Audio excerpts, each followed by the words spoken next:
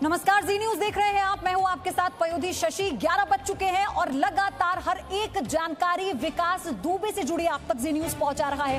हमारी ये इन्वेस्टिगेशन की एक्सक्लूसिव रिपोर्ट में इस वक्त की बड़ी खबर यह है कि विकास दुबे के गांव पहुंची है यूपी एसटीएफ की टीम। बिकरू गांव में कुएं को खाली कराया जा रहा है।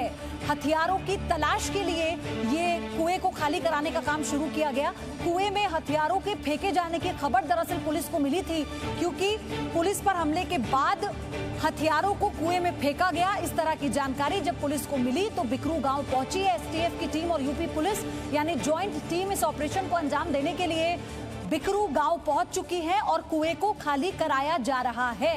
ये बड़ी खबर, बड़ी जानकारी इस वक्त की, क्योंकि ये कहा गया कि हथियार कुएं में फेंके गए, जिसके बाद से उन हथियारों को तलाश करना प्राथमिकता। विशाल पांडे मेरे सहयोगी मेरे साथ जुड़े हैं। विशाल, इस पर क्या जानकारी है?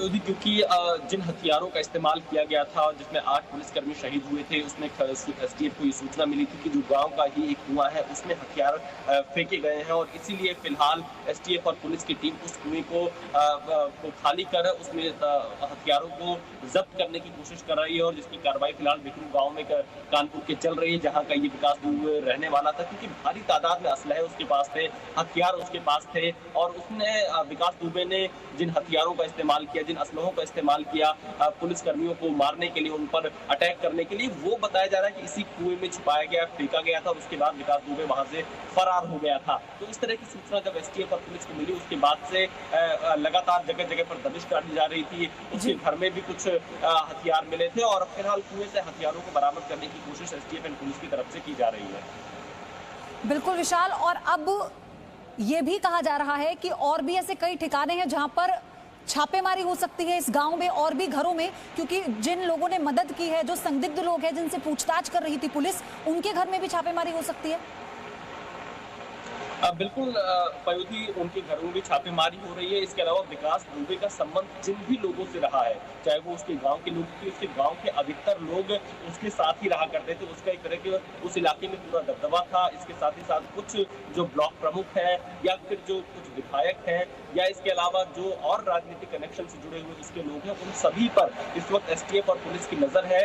हमें जो जानकारी मिली है, लगभग 15 ऐसे नाम है, ऐसे नेता हैं जो विकास दुबे के मददगार हैं कानपुर में। उसके पूरे इस अवैध कारोबार को, उसके अपराध को बढ़ावा देने में जिन लोगों का शह रहता है, उन लोगों पर भी इस वक्त यूपी एसटीएफ और पुलिस की पूरी नजर है। और हमें ये बताया जा रहा है कि हो सकता है कि कुछ नेताओं के घर छापेमारी भी की जा सकती है, क्योंकि विकास दुबे 2001 में जिस तरह से एक नेता के घर। ठीक है विशाल, मैं आपको रोक रही हूँ। एक और बड़ी खबर, थोड़ी देर में फरीदाबाद पुलिस की प्रेस कॉन्फ्रेंस होनी है। जैसा कि जी न्यूज ने आपको सुबह ही बताया था, 11 से 12 बजे के बीच फरीदाबाद पुलिस प्रेस कॉन्फ्रेंस करेगी, क्योंकि फरीदाबाद से ही, हरियाणा के फरीदाबाद से ही 3 साथियों की गिरफ्तारी हुई है विकास दुबे की। और जो तस्वीर आप जी न्यूज पर विकास दुबे की देख रहे हैं, इसके फरार होने के बाद से पहली एक्सक्लूसिव तस्वीर विकास दुबे की जी न्यूज पर आपने देखी, और ये भी एक बहुत बड़ा क्लू। और इसी को लेकर क्या अब पुलिस इस प्रेस कॉन्फ्रेंस में कोई बड़े खुलासे कर सकती है, बड़ी जानकारी साझा कर सकती है, इस पर सबकी नजर रहेगी। जी न्यूज आप तक हर एक जानकारी पहुंचाता रहेगा। राजू राज मेरे सहयोगी फरीदाबाद में मौजूद हैं। राजू, कितने बजे शुरू हो जाएगी प्रेस कॉन्फ्रेंस?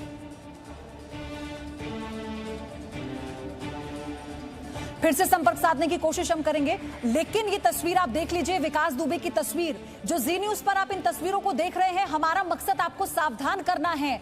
ये खबर, ये अपराधी सिर्फ यूपी के लिए खतरनाक नहीं है, अलग अलग राज्यों में ये फरार हैं और आपको सावधानी इसलिए बरतनी होगी। हो सकता है कि ये आपके आसपास हो। विकास दुबे जैसे और कितने अपराधी हैं जो आपके आसपास हैं, जिन्हें किसी न किसी तरह का संरक्षण मिला हुआ है। और जी न्यूज ने प्राथमिकता से, पूरी विश्वसनीयता के साथ, जिम्मेदारी के साथ इस खबर के हर पहलू को आपके सामने रखा है। मेरे साथ देखिए पूरा पैनल जुड़ चुका है। मैं आपका परिचय करवा देती हूँ कौन कौन मेरे साथ है।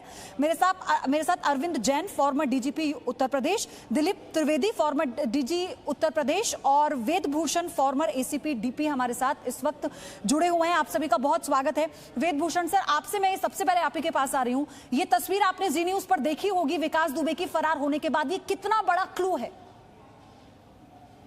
देखिए, मैंने कल आपके चैनल पर कहा था कि कुछ इस तरह के कयास लगाए जा रहे हैं कि वो दिल्ली में या कहीं एनसीआर क्षेत्र के अंदर छिपा हो सकता है। इस तरह की सूचनाएं आ रही थी और वो कोर्ट में सरेंडर करता है तमाम पत्रकार, तमाम स्पेशल सेल, क्राइम ब्रांच, तमाम कल कोर्ट के बाहर लगे रहे, उसके इंतजार में लगे रहे।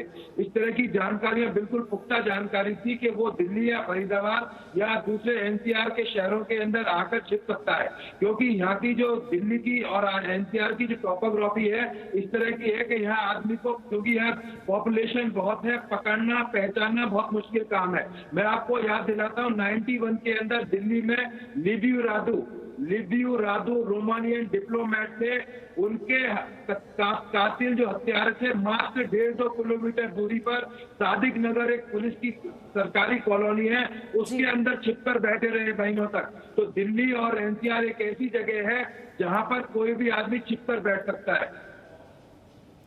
अरविंद जैन सर, ये कहा जा रहा है कि ये लगभग 100 से 150 किलोमीटर के दायरे में होगा दिल्ली एनसीआर में। अगर इसकी गतिविधियों को इसके होने के इनपुट्स मिले हैं तो कितना और कितने दिन तक और दूर या कितने घंटों तक और दूर पुलिस की पहुंच से?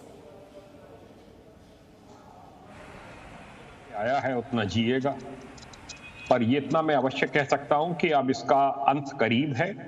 इसके साथ ही एक एक कर सब पकड़े जा रहे हैं या मुठभेड़ में मारे जा रहे हैं। जो पकड़े जा रहे हैं उनसे सूचनाओं का भंडार प्राप्त हो रहा होगा और उनसे मिली सूचनाओं के आधार पर और आगे इसके नेटवर्क को जब खंगाला जाएगा, दबिशें पड़ेंगी, तो उसके आगे की सूचनाएं मिलेंगी। जो हमारे यहाँ एंटी डकैती ऑपरेशंस के एसओपी लेट डाउन थे, अब उसमें रियल सेंस पर काम शुरू हुआ है। अब तक कानपुर पुलिस इस तरफ बिल्कुल बेखबर थी और उन्होंने जो एक बेसिक उसूल होते हैं उनका पालन नहीं किया। इसी वजह से ये एक छुटभैया अपराधी इतना बड़ा एक टेररिस्ट बन गया, भस्मासुर बन गया। तो इसके पूरे नेटवर्क को ध्वस्त करने में समय लगेगा, पर यूपी पुलिस, एसटीएफ अब सही दिशा में कार्य कर रही है, पूरे मनोयोग से लगे हुए हैं और मैं समझता हूं इसका अंत शीघ्र ही होगा। देखिए 4 वेपन्स की रिकवरी फरीदाबाद में हुई है। हाँ। साथी पकड़े गए हैं। एक हमीरपुर में मुठभेड़ में मारा गया है, अभी एक कानपुर में मुठभेड़ हुई है, उसमें पकड़े गए हैं, गोली मारी गई है, उसको पकड़ा गया है। ये बहुत आवश्यक है। इस समय अपनी प्रतिष्ठा को बचाने के लिए यूपी पुलिस को बहुत सख्त कदम उठाने चाहिए और इसमें कोई किसी प्रकार की अब कहीं पर भी ढील की गुंजाइश नहीं है और मैं समझता हूं कि जल्दी ही इसका इस आतंकवादी का अंत होगा। बिल्कुल। और दिलीप त्रिवेदी भी हमारे साथ जुड़े हुए हैं। सर, जिस तरह से काम हो रहा है मुख्यमंत्री के आदेशानुसार, और हमने देखा कि अमर दुबे जो राइट हैंड है, बॉडीगार्ड है, वो आज मार दिया गया। उसी के साथ शामू वाजपेयी को गिरफ्तार कर लिया गया। 3 और साथियों को हरियाणा से पकड़ा गया है। ये उपलब्धि के साथ साथ कैसे पूरे गैंग की कमर तोड़ी जा रही है, उसे वीक किया जा रहा है।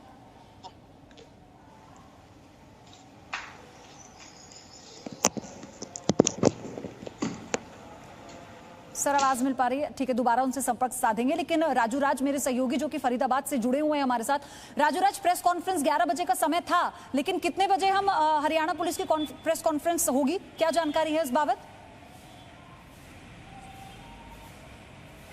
देखिए, प्रेस कॉन्फ्रेंस होने में वक्त लगेगा क्योंकि अभी आधिकारिक रूप से प्रेस कॉन्फ्रेंस की जानकारी हरियाणा पुलिस की तरफ, यूं कहें फरीदाबाद पुलिस की तरफ से नहीं दी गई। उनका साफ तौर पर कहना है कि जो जानकारी मिली है, जो 3 लोगों को गिरफ्तार किया, उसकी तमाम जानकारी यूपी एसटीएफ को दे दी गई है, उनसे जानकारी साझा की जा रही है। लेकिन जो सबसे महत्वपूर्ण बात सामने आई है, जो 3 लोगों की गिरफ्तारी फरीदाबाद से हुए, जिसमें से अंकुर, प्रभात उर्फ कार्तिकेय और श्रवण, ये 3 लोग हैं। जब इनकी गिरफ्तारी के लिए फरीदाबाद की पुलिस जब पहुंची है न्यू इंदिरा कॉलोनी, जहां पर ये अपने रिश्तेदार के यहाँ रुका हुआ था, हाँ। वहां पर इन लोगों ने पुलिस की टीम पर फायरिंग की है। ये एक बड़ी जानकारी अभी निकल के सामने आई है। एफआईआर की कॉपी जी न्यूज के पास है, एक्सक्लूसिव है और एक्सक्लूसिव जानकारी है। जब फरीदाबाद की पुलिस गई थी तो उन पर फायरिंग की गई थी। ये जो प्रभात के पिता हैं श्रवण, इनको गिरफ्तार किया। इन्होंने अपने घर में विकास दुबे को छुपाया था। उससे पहले इस होटल में, जिस होटल के सामने मैं खड़ा हूँ, श्री साईं सासाराम होटल, इसी होटल में विकास दुबे प्रभात के साथ आया था। और ये भी जानकारी है कि 2 से 3 दिन पहले वो फरीदाबाद आया था, लेकिन आईडी प्रूफ नहीं होने के बाद उसे यहाँ से भागना पड़ा। उसके बाद वो इंदिरा कॉलोनी में था। जब पुलिस पहुंची, राजू राज, इस बात को एक बार थोड़ा और स्पष्ट कीजिए, जो आपने अभी जानकारी दी है। कि प्रभात ने और अंकुर जो एक और साथी 3 लोग हैं जिन्हें गिरफ्तार किया है, इन लोगों ने फायरिंग किस वक्त की है? होटल में थे जब इन्हें गिरफ्तार करने पुलिस पहुंची थी, या ये वहां से भागने की कोशिश कर रहे थे? इस बारे में थोड़ा बताएं। और देखिए, होटल से विकास और प्रभात यहां से निकल चुके थे। लगभग 12 से 1 बजे के बीच, 12 बजे करीब यहां पर आए थे। जब होटल में कमरा उन्हें नहीं मिला, प्रोटोकॉल के तहत तमाम जानकारियां ली जाती है, आई कार्ड ली जाती है, उन्हें यहां पर कमरा नहीं मिला। उसके बाद ये यहां पर चले गए जिस रिश्तेदार के घर पर रुके हुए थे। बता दूं वो प्रभात का घर था। प्रभात के पिता जो हैं श्रवण, उनके घर पर न्यू इंदिरा कॉलोनी, वहां पर पुलिस की टीम पहुंची थी। जब पुलिस की टीम पहुंची थी तो उस पर पुलिस की टीम पर फायरिंग हुई थी। न्यू इंदिरा कॉलोनी फरीदाबाद में ही है और यहीं पे कुछ दूर की पर है, वहां पर फायरिंग की गई थी। उसके बाद इन तीनों को गिरफ्तार किया गया था। संरक्षण देने के बाद इनके पास से हथियार मिले, 4 हथियार मिले थे, जिसमें से 2 सरकारी हथियार हैं। बताया जा रहा है वो यूपी पुलिस के थे। प्रभात चौबेपुर से ही उसके साथ में था। तो तमाम जानकारियां अब यूपी एसटीएफ को सौंपी गई है लगातार। और इसके बाद ठीक है राजू, आप बने रहिए, मैं आपके पास फिर से आऊंगी, आप बने रहिए। दिलीप त्रिवेदी के साथ हमारा संपर्क शायद ठीक हो चुका है, पहले थोड़ी दिक्कत आ रही थी। सर, लगातार धरपकड़ जो हो रही थी उसका असर देखते हुए मिल रहा है। अमर दुबे जैसे ढेर कर दिया गया और उसी के साथ 3 उसके गुर्गों की गिरफ्तारी हो जाती है। जो गति है जांच की वो तेजी से बढ़ती जा रही है, काम दिख रहा है।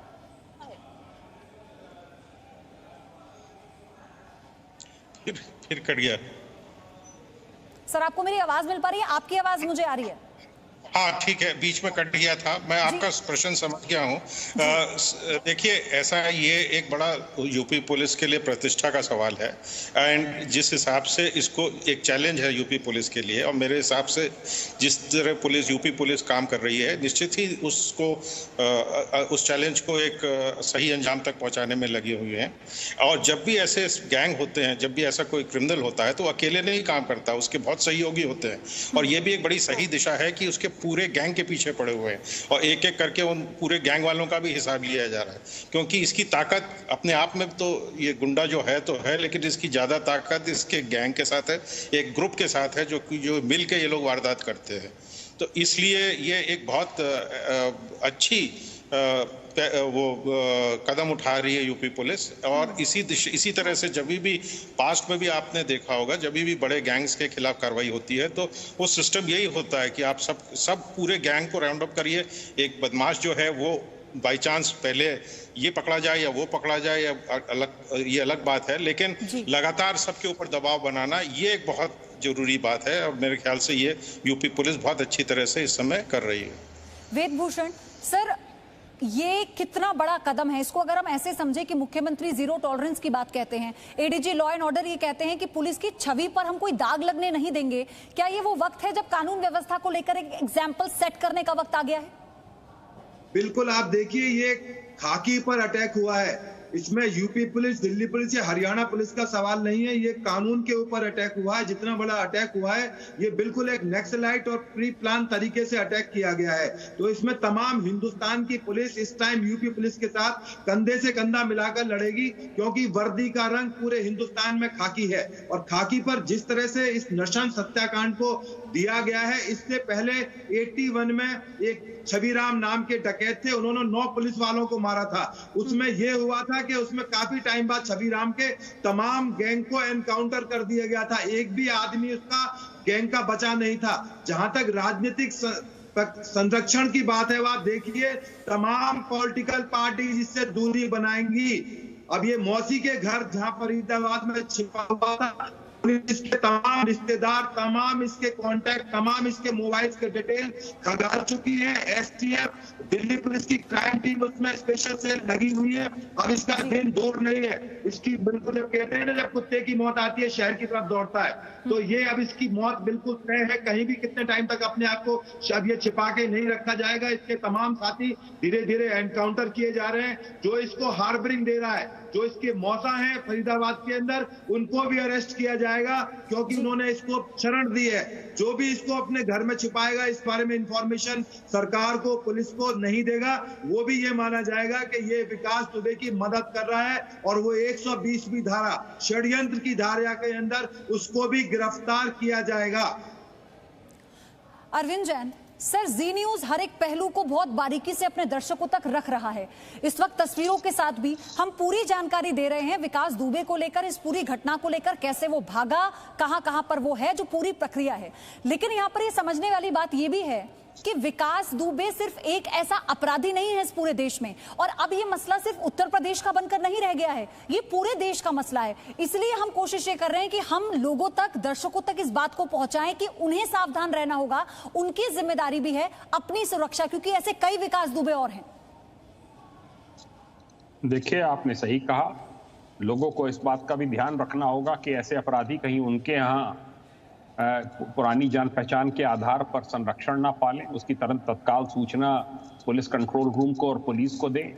जिनके घर पर भी रुकेगा, जो भी शरण देने का दुस्साहस करेंगे, वो भी सब जेल जाएंगे, सब जेल जाएंगे, चाहे फरीदाबाद वाले रिश्तेदार हैं, प्रभात के पेरेंट्स हैं, जो भी हैं। अब तो इस समय ऑपरेशन चल गया है, और ये ऑपरेशन तब तक जारी रहेगा जब तक कि इस कुख्यात आतंकवादी का अंत नहीं हो जाता है। इसने 8 पुलिसकर्मियों की नृशंस हत्या करके, जो अब तक नापाक गठजोड़ चल रहा था वहां पर, वर्दी का, भ्रष्ट राजनेताओं का, अपराधियों का, अब ये पूरी इसकी जड़ तक प्रहार होगा। और पूरे यूपी में ऑपरेशंस लॉन्च कराए हैं मुख्यमंत्री जी ने, ये बड़ी खुशी की बात है। अपराधियों के ऊपर शिकंजा कसा जाना चाहिए, जिससे इस प्रकार का विकास दुबे किसी अन्य जनपद में ना पनप रहा हो, जो कि पुलिस की टॉप 10 की सूची से, थाने की टॉप 5 सूची से बच गया हो जी। अब वो समय आ गया है कि हम we should call a spade की जो सही अपराधी हैं, जो सही कुख्यात अपराधी हैं, उनके नाम। सर, माफी के साथ आपको रोकूंगी, एक बड़ी खबर दर्शकों के साथ साझा करनी है। सरेंडर करने की कोशिश में है विकास दुबे। फिलहाल जो जानकारी मिली है, विकास दुबे के सभी संभावित ठिकानों पर यूपी एसटीएफ की नजर है। इस वक्त अकेले है विकास दुबे, अपने वकीलों से संपर्क कर सकता है विकास दुबे। सरेंडर करने की कोशिश में है विकास दुबे, क्योंकि हमने पहले भी, जी न्यूज ने आपको ये पहले खबर बताई थी कि वो अपने वकीलों से और कई वकीलों से संपर्क में है, और ये तस्वीरें सामने आने के बाद साफ हो गया कि विकास दुबे अकेला है, और इसीलिए वो चकमा दे रहा है अभी तक पुलिस को, लेकिन ज्यादा देर तक वो ये कर नहीं पाएगा। ये बहुत बड़ी जानकारी, सरेंडर करने की फिराक में विकास दुबे, लेकिन उससे पहले पुलिस अपनी धरपकड़ को और तेज कर चुकी है। विशाल पांडे मेरे सहयोगी इस खबर पर हमारे साथ जुड़े हुए हैं। विशाल, अगर इस फिराक में विकास दुबे है, क्या लगता है आपको? वो लगातार वकीलों के संपर्क में भी है, जांच किस तरह से आगे बढ़ेगी?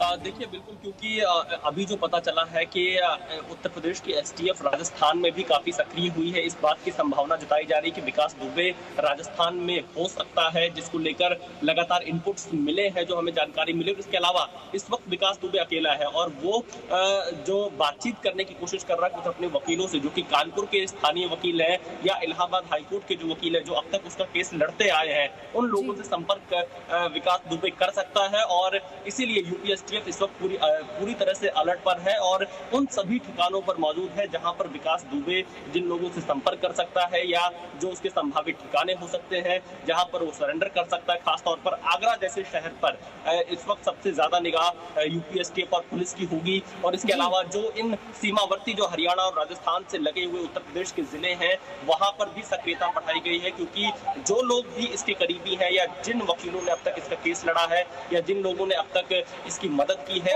उन सभी लोगों को। ओके विशाल, मैं आपके पास आऊंगी, आप बने रहिए। जितेंद्र शर्मा मेरे सहयोगी फरीदाबाद से जुड़ चुके हैं। जितेंद्र, कोई अभी अपडेट है आपके पास?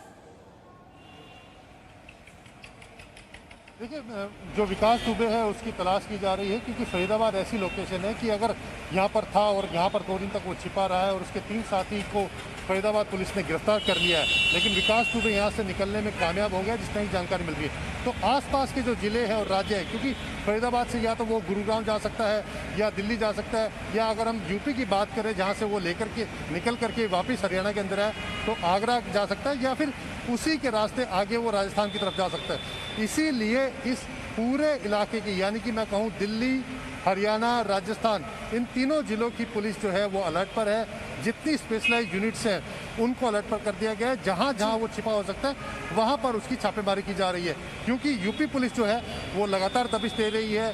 जितने फ़ोन हो सकते हैं, जितने उसके कॉन्टैक्ट्स हो सकते हैं, उन सभी को सर्विलांस पर रखा गया है। यानी कि जहां जहां पर वो कॉन्टैक्ट कर सकता है उन सभी पर नज़र रखी जा रही है और क्लोज कोऑर्डिनेशन को इसको मैं कहूँगा, क्योंकि जिस तरह से फरीदाबाद में 3 लोगों को गिरफ्तार किया गया है, तो उसी के बाद अब जो आखिरी जो कड़ी है वो विकास दुबे है, उसको पकड़ने की कोशिश की जा रही है। और बहुत ज्यादा अब समय इसमें नहीं लगेगा क्योंकि बहुत सारी कड़ियां हैं जो आपस में जुड़ती हुई नजर आ रही हैं विशाल। लेकिन अगर ये सरेंडर करने की फिराक में है और वकीलों से संपर्क में है तो जाहिर सी बात है कि फोन के जरिए या अपने किसी गुर्गे के जरिए उनसे संपर्क कर रहा होगा। बट ये चैलेंज और पुलिस के लिए हो जाता है यहाँ पर, वो सरेंडर करे। ऐसा अगर वो कुछ कर पाता है तो फिर सारी मेहनत एक तरह से पानी फिर जाएगा। उसे गिरफ्तार करना तो प्राथमिकता है। देखिए बिल्कुल, और इस वक्त सबसे पहली कोशिश यही है कि किस तरह उसकी गिरफ्तारी की जाए, कैसे उसको पकड़ा जाए। और इसीलिए आप देखिए कि कई राज्यों की टीमें इसमें अब लगी हुई है। सिर्फ उत्तर प्रदेश की एसटीएफ नहीं, उत्तर प्रदेश की पुलिस नहीं, दिल्ली पुलिस की क्राइम ब्रांच को लगाया गया, हरियाणा पुलिस की क्राइम ब्रांच इसमें लगी हुई है, हरियाणा एसटीएफ इसमें लगी हुई है। कोशिश यही है कि किसी भी तरह से विकास दुबे को पकड़ा जाए। और क्योंकि उसने जिस तरह से 8 पुलिसकर्मियों की हत्या की, जो 8 पुलिसकर्मी शहीद हुए हैं, उसके बाद से गुस्सा लगातार बढ़ता जा रहा है। लेकिन अगर आप इसका इतिहास देखेंगे पयूधी, अगर इसका ट्रैक रिकॉर्ड देखेंगी तो अब तक ये किसी भी मामले में इसके पक्ष में कोई गवाही नहीं देता है। ये हर मामले में छूटता हुआ चला जाता है। और सबसे बड़ा जो इसका राज है वो ये है कि कानपुर के जो स्थानीय नेता है, कानपुर के जो लोग हैं, वो इसको हर बार बचाने की कोशिश करते हैं। और इसके पीछे का कारण सिर्फ इतना है, कानून का सबसे ज्यादा बेजा इस्तेमाल इसने किया है। तो फिलहाल इस बड़ी खबर पर लगातार हम बने हुए हैं। कानपुर मामले की हर एक जानकारी हमारी इन्वेस्टिगेशन एक्सक्लूसिव रिपोर्ट में ग्राउंड जीरो से पूरी विश्वसनीयता के साथ हम आप तक पहुंचा रहे हैं। और ये तस्वीर जी न्यूज ने जो आपको दिखाई विकास दुबे की, ये इसके फरार होने के बाद की पहली तस्वीर है जो हरियाणा के फरीदाबाद के किसी होटल के सीसीटीवी से सामने निकल कर आई है, रिकॉर्ड की गई है। और जितेंद्र मेरे सहयोगी इस वक्त चूंकि फरीदाबाद में मौजूद हैं। जितेंद्र, आप बताइए पूरा जो प्रकरण वहां पर हुआ है, कैसे वो लोग इस होटल में आए, उस होटल के बाहर है जो जानकारी मिल रही है, क्या हुआ, वो कैसे निकले और पुलिस पे फायरिंग भी हुई थी वहां से। देखिए पयोधी, ये जो आप मेरे पीछे आप जो होटल देख रहे हैं, ओयो ग्रुप का ये होटल है, श्री सासाराम। इसी होटल के अंदर जो विकास दुबे है फरार। जितेंद्र, मैं आऊंगी आपके पास कुछ तकनीकी खराबी के चलते, लेकिन फिलहाल ये तस्वीर हम आपको दिखा रहे हैं विकास दुबे की। तस्वीर आप देखिए, ये फरार होने के बाद की पहली तस्वीर है विकास दुबे की। और ये तस्वीर दिखाने का जी न्यूज का जो मकसद है वो आपको सावधान करना है। जितेंद्र जुड़ चुके हैं। जितेंद्र, अपनी बात पूरी कीजिए, तस्वीरें दर्शकों को दिखाइए और समझाइए क्या हुआ। देखिए पयोधी, मैं जो आपको तस्वीरें दिखा रहा था वो मैं अपने पीछे जो होटल है उसकी दिखा रहा था। ये श्री सासाराम होटल है, यहीं पर विकास दुबे छिपने के लिए आया था, जिसमें उसकी मदद कर रहे थे अंकुर और उसका पिता श्रवण। अंकुर यहाँ पर आया था और होटल को लेने के लिए आया था, और वो सिर्फ और सिर्फ विकास दुबे के ठहराने के लिए यहाँ पर लेकर के आया था। लेकिन इस बात की जानकारी पुलिस को लग गई थी, और जब पुलिस को इस बात की जानकारी लगी कि विकास दुबे अपने साथी कार्तिकेय उर्फ प्रभात, जो कि उसी का खास साथी है, वारदात के बाद वो यहाँ पर छिपने के लिए आया था। वो इंदिरा नगर, यहाँ से बगल में ही इंदिरा नगर है, वहाँ पर उसके घर में जाकर रुके।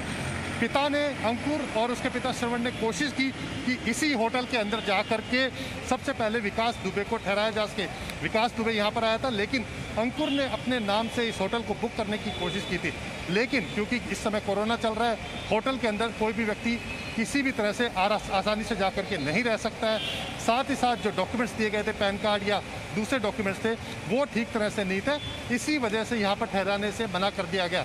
लेकिन क्योंकि पुलिस को इस बात की जानकारी लग गई थी, इसके बाद जब उनको इस बात की जानकारी लगी कि अंकुर और उसका पिता श्रवण विकास दुबे और उसके साथी कार्तिकेय और प्रभात को अपने घर पे पनाह दे रहे हैं, तो पुलिस ने वहाँ पर रेड की, जिसके बाद प्रभात को, अंकुर को और श्रवण को गिरफ्तार कर लिया। लेकिन विकास दुबे उनके हाथ से निकल गया था।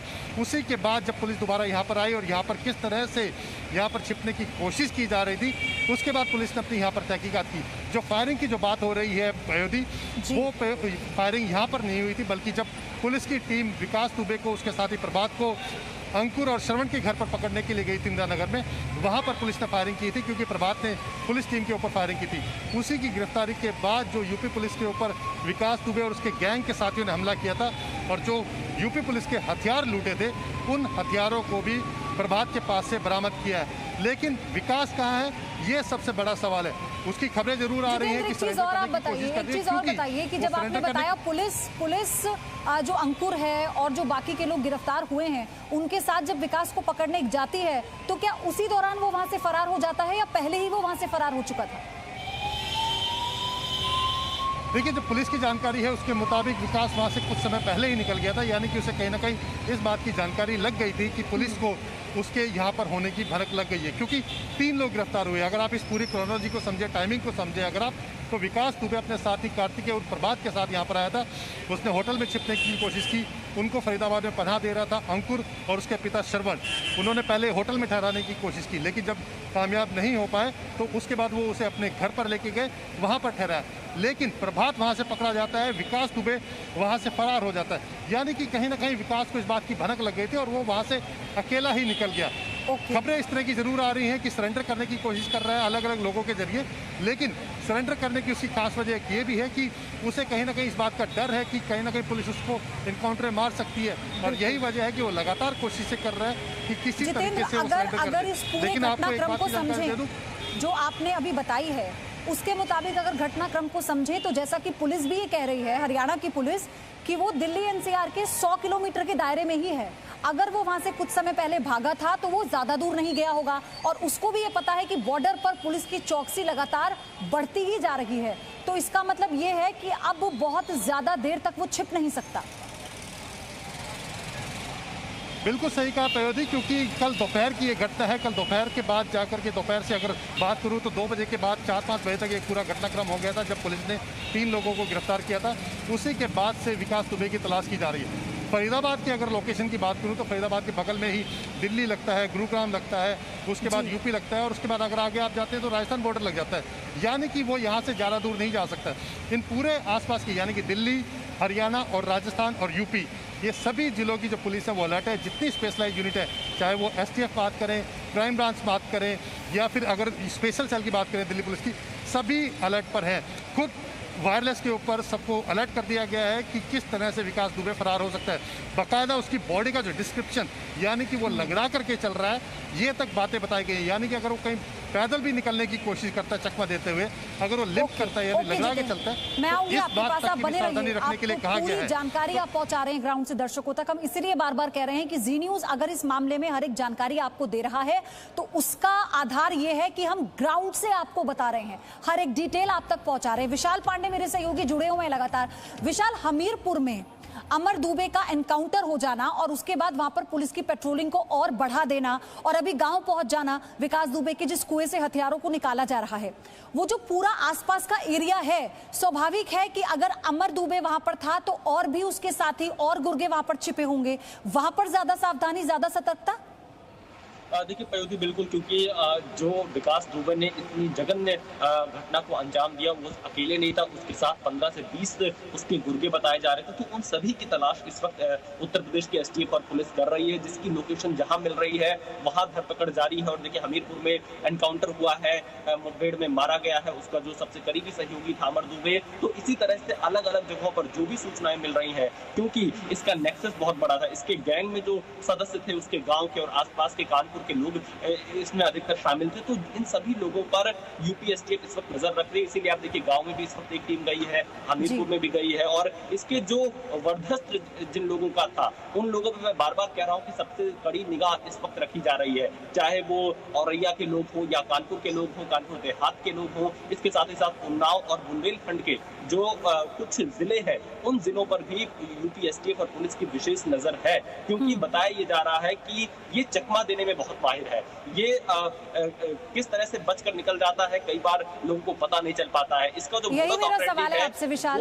मैं ये चाहती हूँ कि आप दर्शकों को समझाएं, जैसे जितेंद्र ने वहां पर पूरे घटनाक्रम को समझाया क्या हुआ। जरा आप बताइए कि कैसे ये कानपुर से होते हुए फरीदाबाद पहुंचा होगा, और अब क्योंकि पुलिस जो भाप पा रही है वो ये कि ये पूर्वांचल के जरिए नेपाल भागने की फिराक में है, कैसे ये पहुंचा होगा? देखिए किसी भी संभावना से इनकार नहीं किया जा सकता है पयोधी कि ये इस वक्त कहीं भी भाग सकता है, लेकिन अगर आप कानपुर से इसका ये देखेंगे तो कानपुर जिस वक्त ये घटना घटी और उस वक्त वहां पर अफरा तफरी का माहौल था गांव बिकरू गांव में, और वहां से वो एक गाड़ी में बैठकर भागा है। और जब तक ये खबर मीडिया में सामने आई, आपको याद होगा 3 जुलाई की सुबह लगभग 6, साढ़े 6, 7 बजे के आसपास मीडिया ने इस खबर को उठाना शुरू किया और लगभग 8, साढ़े 8 बजे के आसपास विकास दुबे की फोटो आई। इस दौरान विकास दुबे कानपुर से काफी आगे निकल चुका था और जब तक लोग कुछ समझ पाते, वो न जाने कितने बॉर्डर क्रॉस कर चुका होगा, न जाने कितने लोगों को वो पार कर चुका होगा। और सबसे बड़ी बात, वो अपने फोन नंबर अक्सर बदलता रहता है। इसके अलावा एक ये भी चीज है कि इस घटना को अंजाम देने के बाद से उसने मोबाइल फोन का इस्तेमाल अपनी तरफ से बिल्कुल भी नहीं किया और इसीलिए अभी तक यूपी एसटीएफ उस एग्जैक्ट तौर पर वो कहां पर है इसकी जानकारी नहीं मिल पा रही। कल बीती रात अगर आप देखिए देर शाम तक एसटीएफ को इस बात की सूचना, गोपनीय सूचना जरूर मिली थी, जो जी न्यूज ने सबसे पहले अपने दर्शकों को बताई थी कि वो फरीदाबाद में हो सकता है, हरियाणा में हो सकता है। लेकिन जब तक इसको अमली जामा पहनाया गया, पहुंचाया गया, तब तक बहुत देर हो चुकी थी और वो वहां से फरार हो। लेकिन आज जो ये तस्वीर आई है ना विशाल, ये बहुत बड़ा क्लू है। ये क्लू इस बात का है, अच्छा ये फरीदाबाद की तस्वीरें हम आपको दिखा रहे हैं, ये वही घर है जिसमें उसके छुपे होने की आशंका जताई गई। जो खबर आई कि वो अपने फरीदाबाद में किसी रिश्तेदार के यहाँ पर है, सेक्टर 87 में, ये जानकारी सुबह सुबह जी न्यूज ने आपके सामने दी थी कि वो कुछ रिश्तेदारों के यहाँ पर ठहरा था। फिर ये अपडेट हुई कि अंकुर के पिता ने और अंकुर ने मिलकर, अंकुर वो है जिसे अभी गिरफ्तार किया है हरियाणा से, उसके पिता ने मिलकर उसे संरक्षण दिया था। जितेंद्र क्योंकि फरीदाबाद में मौजूद है, जितेंद्र हम उस घर की तस्वीरें भी देख रहे हैं जहां पर विकास दुबे छिपा हुआ था, ये भी जानकारी मिल रही है। और क्या डिटेल है? देखिए, जब ये छिपा हुआ था विकास दुबे अपने साथी कार्तिकेय और उर्फ प्रभात के साथ अंकुर और श्रवण के घर पर छिपा हुआ था, तो इस बात की जानकारी पुलिस को लग गई थी। लेकिन इसमें पयोधी एक चीज़ को समझना बेहद ज़रूरी होगा कि जिस तरह से ये वारदात हुई थी, जब 2 और 3 की रात को जब ये घटना हुई थी और उसके बाद से पुलिस लगातार उसकी छानबीन कर रही थी, यानी कि उस समय वही वो समय था जब पुलिस जिले को सील करके, आसपास के इलाके को सील करके विकास दुबे की तलाश कर रही थी। लेकिन अगर हम इस घटनाक्रम को अगर हम देखें, जिस तरह से जानकारी निकल करके आ रही है कि 2 दिन से विकास दुबे अपने साथी के साथ फरीदाबाद में था, यानी कि 3 तारीख की सवेरे घटना के बाद से ही विकास दुबे वहां से निकल करके हरियाणा की सीमा में दाखिल हो चुका था और उसके बाद से लगातार संपर्क करके वो अपने रिश्तेदार के यहाँ पर पहुंच गया। यानी कि कल तक विकास दुबे फरीदाबाद में था, यानी कि जहां यूपी पुलिस उसे यूपी की सीमाओं में ही तलाश कर रही थी, वो उससे पहले ही निकल चुका था। तो यानी कि कहीं ना कहीं उसे इस बात की जानकारी थी। और एक बात और बता दूं, तस्वीरें दिखाने के साथ साथ कि बहुत बड़ा क्लू है, ये बहुत बड़ा क्लू है, तस्वीरें जो निकल कर रही है। जितेंद्र, जानकारी के साथ जो आप दे रहे हैं उसमें ये भी बताइएगा, कोई अगर आपके पास अपडेट है कि जो प्रेस कॉन्फ्रेंस होनी है हरियाणा पुलिस की, वो कितने बजे होगी, कोई डिटेल?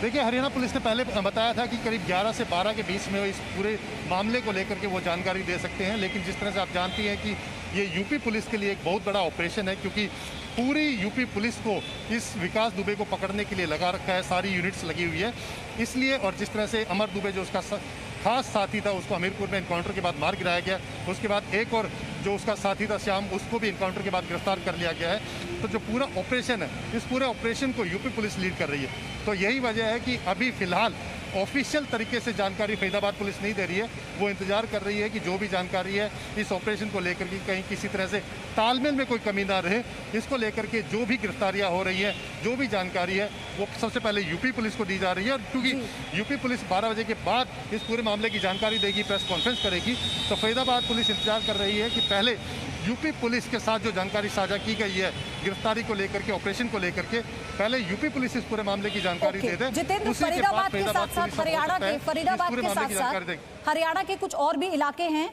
जिन्हें लेकर पॉइंट आउट किया गया हो पुलिस की तरफ से, जहां पर दबिश दी जा सकती है? बिल्कुल सही कहा पयोधी, क्योंकि फरीदाबाद के साथ लगते हुए कि अगर मैं इस पूरे इलाके की अगर मैं टोपोग्राफी बताऊं अगर, तो फरीदाबाद के साथ सबसे लगता हुआ जो पास का जो जिला है हरियाणा का, वो गुरुग्राम है। उसके बाद अगर यहाँ से बात करें तो आगे मेवात की तरफ जाया जा सकता है, नूह की तरफ जाया जा सकता है, और उसके साथ यूपी का बॉर्डर लग जाता है। और उसके बाद अगर हम दूसरी तरफ बात करें तो राजस्थान लग जाता है हरियाणा से होते हुए। तो अगर इस फरीदाबाद के आसपास की हम बात करें, जितेंद्र मैं रोकूंगी आपको, एक बड़ी खबर, विकास दुबे के सरेंडर की खबर पर ग्रेटर नोएडा में अलर्ट है। कोर्ट में आने वाले लोगों की मास्क हटाकर जांच हो रही है, ये बड़ी खबर आपको जी न्यूज ने फिर से इसमें अपडेट किया। आपको भी थोड़ी देर पहले हमने बताया था कि विकास विकास दुबे अपने वकीलों से संपर्क में है क्योंकि वो कोर्ट में सरेंडर करना चाहता है। इसी को लेकर अलर्ट है। विशाल पांडे मेरे साथ जुड़े हैं। विशाल, क्या अपडेट है इस बाबत? देखिए पयोधी, बार बार हम अपने दर्शकों को ये बता रहे हैं कि विकास दुबे इस वक्त अकेला है, लेकिन विकास दुबे अपने वकीलों से संपर्क करने की कोशिश कर रहा है, खास तौर पर उन वकीलों से जो उसके ऐसे अपराधों में उसको बार बार मदद करते रहे हैं, जो जमानत दिलाने का काम करते रहे हैं, जो उसके मुकदमे को लड़ते रहे हैं।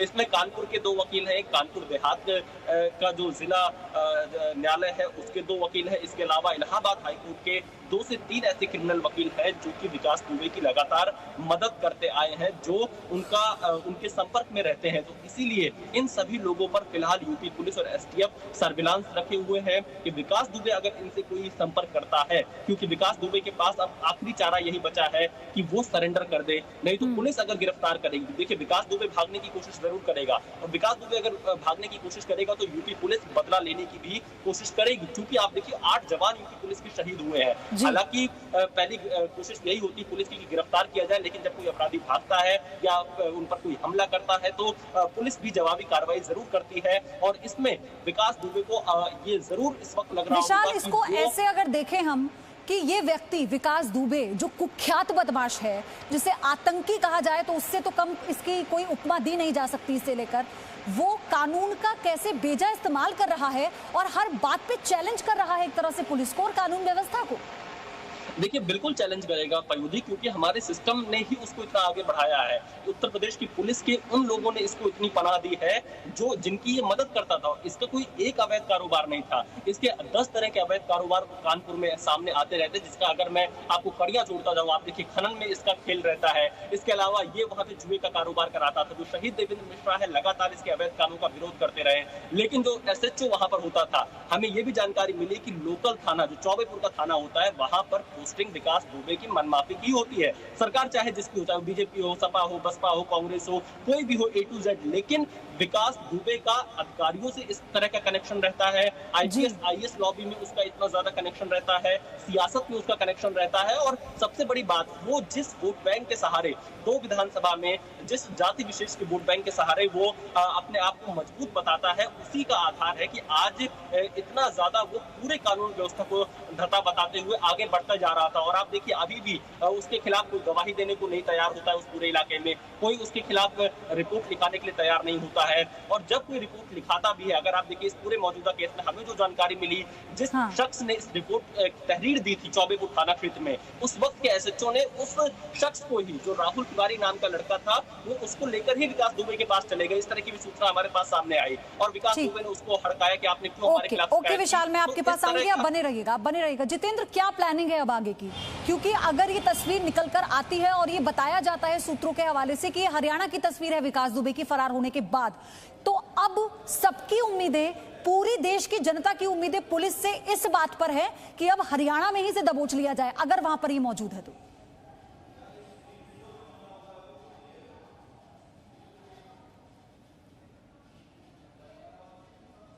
जितेंद्र, आपको आवाज मिल पा रही है मेरी? ठीक है, उनसे फोन डिस्कनेक्ट हो गया। विशाल,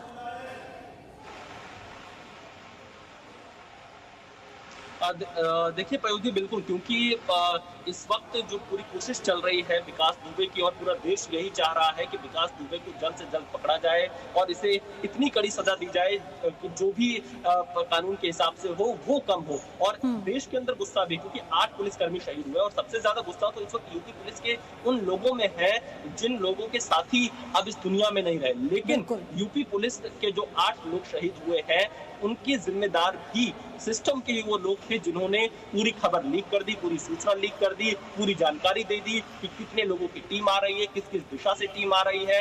3 टीमों का गठन हुआ है, इस इलाके से गांव में वो एंटर करेगी, और बाकायदा उसकी प्लानिंग करके विकास दुबे ने अपनी छत से अलग अलग अपने गुर्गों को तैयार किया, अलग अलग पोजीशन पे उनको खड़ा किया, और चारों तरफ से पुलिस को घेरने की कोशिश की, क्योंकि गाँव में अंधेरा था, बिजली कट गई थी। तो ये पूरी जो प्लानिंग उस वक्त सिस्टम के कुछ लोगों ने रची विकास दुबे के साथ मिलकर, उनको सिस्टम भी नहीं माफ करेगा, उनको देश भी नहीं माफ करेगा। और पयोधी, मैं बार बार आपको ये बता रहा हूँ, क्योंकि विकास दुबे का जो ये पूरा जाल है, ये जो पूरा नेक्सस है, वो अपने आप को 2 विधानसभा तक जरूर सीमित करके रखता था कानपुर में, लेकिन वो उन सभी लोगों को ऑब्लाइज करता था किसी न किसी किसी माध्यम से जो उसके लिए हेल्पफुल हो सकते थे। और चौबेपुर थाना क्षेत्र में जिस भी एसएचओ की पोस्टिंग होती थी, ये बताया जाता था कि वो उसके इलाके में कार्रवाई करने से पहले विकास दुबे से जरूर पूछते थे, उसकी अनुमति लेते थे। उसी चीज का तो बेजा इस्तेमाल किया है ना इसने विशाल। अब वो समय आ गया है, चाहे राजनीतिक संरक्षण हो, प्रशासन की तरफ से संरक्षण हो, अब नकेल इस पर कसी जानी चाहिए। ये वो वक्त है जब एक एग्जाम्पल सेट करना होगा और साफ तौर पर उन अपराधियों को जो और विकास दुबे हैं इस पूरे देश में, उन्हें ये मैसेज जाना बहुत जरूरी है कि वो भी किसी भी कीमत पर बख्शे नहीं जाएंगे। Presenting B News app available on Google Play and App Store. Download it now.